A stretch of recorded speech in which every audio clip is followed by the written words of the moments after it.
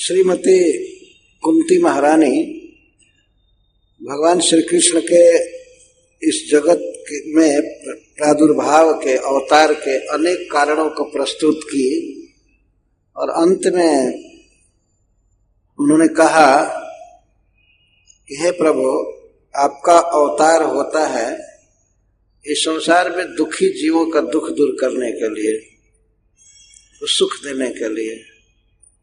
क्योंकि सभी अविद्या काम कर्म से दुखी हैं, तो उनके दुख को दूर करने के लिए आप अवतार लेते हैं। उनका दुख दूर कैसे होगा? जब वे आपके विषय में सुनेंगे, बोलेंगे और इस तरह से आपका स्मरण करेंगे, तब जीवों का दुख मिट सकता है। अतः जीवों के श्रवण और स्मरण के योग्य लीला करने के लिए आप अवतार लेते हैं। अतः जो लोग आपके लीला चरित्र को सुनते हैं, गाते हैं, बोलते हैं और दूसरों के द्वारा अनुमोदन, दूसरों के द्वारा किए हुए कार्य को, श्रवण कीर्तन को देख करके अभिनंदन करते हैं, वही लोग शीघ्र ही आपके चरण कमल को पा जाते हैं। और आपका चरण कमल ऐसा है जो भव प्रवाह को सदा के लिए रोक देता है। माया की भव समुद्र की अनंत लहरें हैं, इनको पार पाना वास्तव में बहुत कठिन है।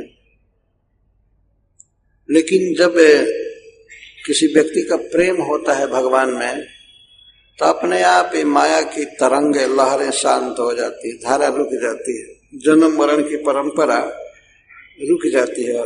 जन्म मरण में कारण क्या है? राग, द्वेष, अभिमान, मद, मत्सर, इसी को संसार का प्रवाह कहा गया। जैसे समुद्र में लहरें उठती हैं, धाराएं बहती हैं और नदी की धारा बहती है, तो इसी तरह से जीव जन्म मरण में पड़ा हुआ है। इस तरह से रुकने वाला नहीं है।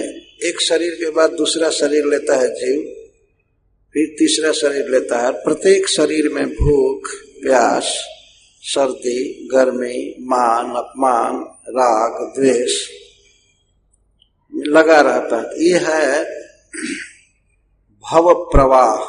कुंती महारानी का भव प्रवाह चलता है।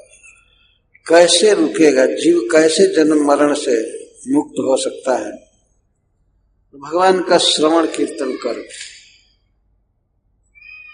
भगवान श्री कृष्ण के गुणों का श्रवण करके और भगवान के नाम का उच्चारण करके, कीर्तन करके जीव इससे मुक्त हो सकता है।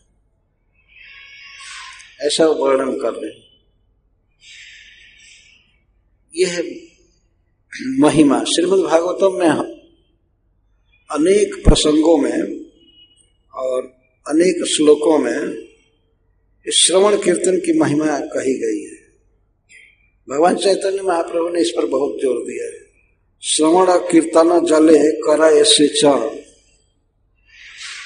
भगवान के प्रति प्रेम तब बढ़ता है जब जीव भगवान के विषय में अधिक से अधिक सुनता है और बोलता है, गाता है, जप करता रहता है। हरे कृष्णा कृष्णा कृष्णा हरे हरे, हरे राम राम राम